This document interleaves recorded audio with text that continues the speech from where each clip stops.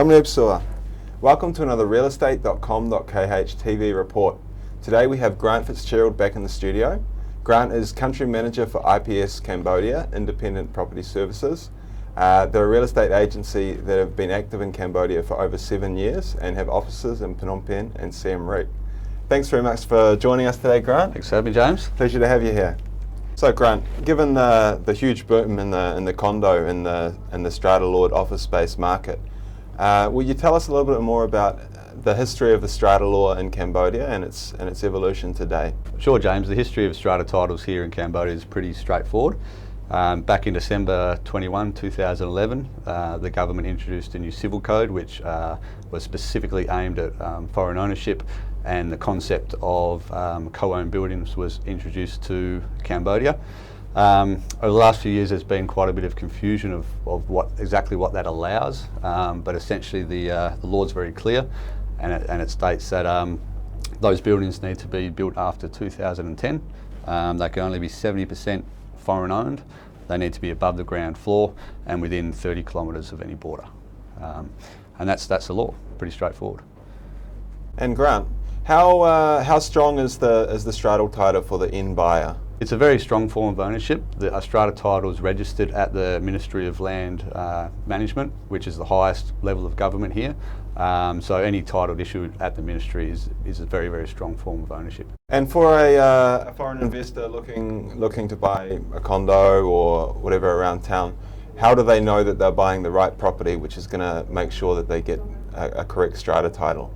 Firstly, you should ask for a copy of the master hard title that the development's been built on. This will allow you to check a few things, the owner's details, the details of the property, and the fact that it is actually a hard title. Part of the process of applying for strata titles is that it needs to be built on a hard title property. If a developer doesn't have a hard title, they have a soft title, then they won't be able to apply for a legitimate strata title condominium. Secondly, you should ask to see the actual master development for the development itself. Again, a part of the application process, they need to submit the master plan to the government. If they don't have a master plan, that should really raise a red flag, and perhaps they're not going to apply for a proper strata title. And you should also check the sale and purchase agreement. Ask them for a copy, read through it in details.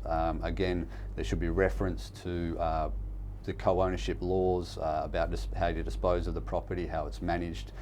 If the sale and purchase agreement doesn't have this, again, that should raise a red flag, and you should be asking these questions about why it's not included. And Grant, when does the final strata title get handed over to the end buyer? And does the buyer need to be in Cambodia to take on this title? So the titles are officially applied for when the units are 100% finished and they're ready to be handed over. That's when the final paperwork for the strata title is submitted, and all parties need to be present in country in front of the ministry to thumbprint and for the transfer to actually occur. So Grant, I've heard that another sort of peculiarity of the Cambodian law is that your spouse needs to be included on the title as well. Is this true? Okay, for foreigners that's definitely not true. For Cambodians the law is a little bit more murky. However, in practical terms, the only people who really need to be here are the people whose names are on the title, or those who are the intended buyers. As a seller, if your spouse's name is not on the title, they don't need to be there. As a buyer, if you want to have your spouse's name on the title, then they will need to be a part of the transaction. Thanks, Grant, for coming in. It's been a pleasure chatting. Thanks for having me. No worries. And for all our viewers, cheers for tuning in to another Realestate.com.kh TV report. Stay tuned for more real estate news and analysis.